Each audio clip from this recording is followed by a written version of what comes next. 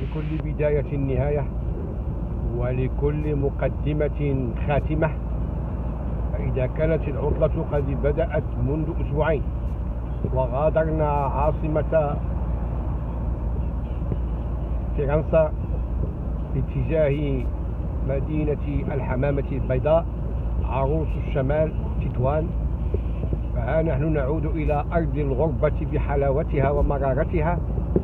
لكن الحمد لله لقد كانت هذه الأيام الرمضانية ما شاء الله تجديد للعهد مع الله سبحانه وتعالى، واقتداء بنبيه المصطفى صلى الله عليه وسلم. قوله تعالى: ورتل القرآن ترتيلا.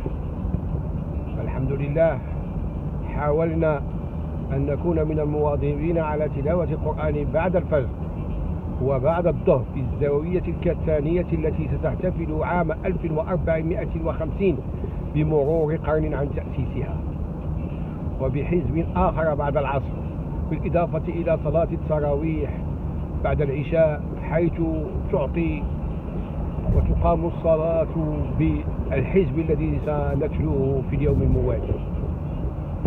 الحمد لله الذي هدانا لهذا، وما كنا لنهتدي لولا أن هدانا الله. لقد جاءت رسل ربنا بالحق. ربنا تقبل منا الصلاة والصيام واحشرنا في زمرة خير الأنام. مودتي، سلامي، احترامي وامتناني، وإلى مناسبة أخرى بإذن الرحمن.